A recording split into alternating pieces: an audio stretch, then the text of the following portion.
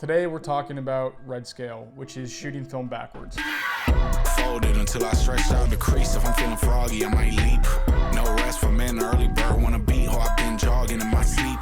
So we shot this little music video recently, testing some new gear, testing some new software, and also testing a way of shooting film that I haven't tried in a long time. Redscale is shooting film backwards. We're loading it into the magazine backwards so that you're shooting onto the base layer of the film and not the emulsion side. What this does is effectively coat the entire image in red as if you were to use a filter. But because light is hitting the base layer of the film first, it's filtering through all the layers of the emulsion in reverse order. You can probably imitate this look with a filter or in post-production, but I'm convinced that doing it practically in camera with film gives you a result that's pretty special.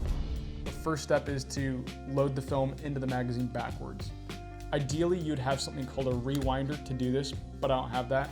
So in my changing bag, I opened my magazine and I put the unexposed negative roll onto the core. Slid the film counter into place to hold it all down, and then off to the side, I had a spare core and I manually rolled the film onto it.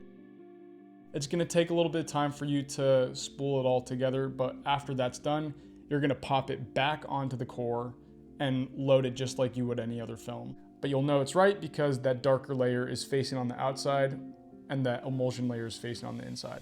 When it comes to exposure, I suggest that you overexpose by at least 2 stops. What you're seeing in my examples was maybe 1.5 stops, so if I were to go back and do it again, I would give it some more light. The more light that you push through the film, the more yellow or orange you're gonna get, and the less light that you put onto it will result in more blue in your shadows or less image at all.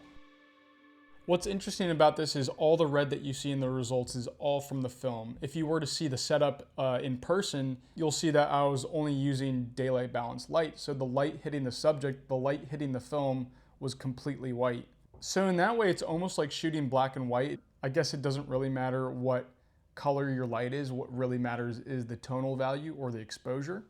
Doing this is effectively like shooting through a 2-stop ND that's tainted red.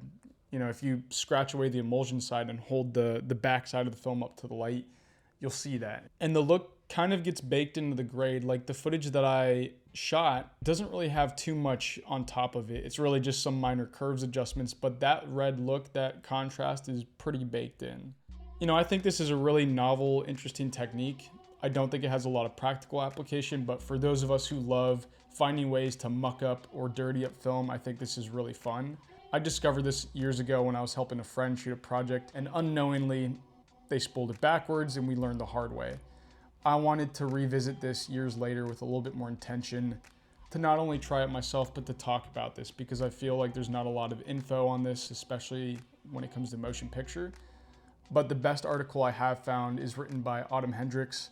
I've linked it in the description below so you guys can check it out. My results are only showing what 1.5 or 2 stops over looks like. That article explains what 4 stops or 6 stops or 8 stops might look like. I hope this was a satisfying watch for anyone who's looking for more ways to dirty up their film.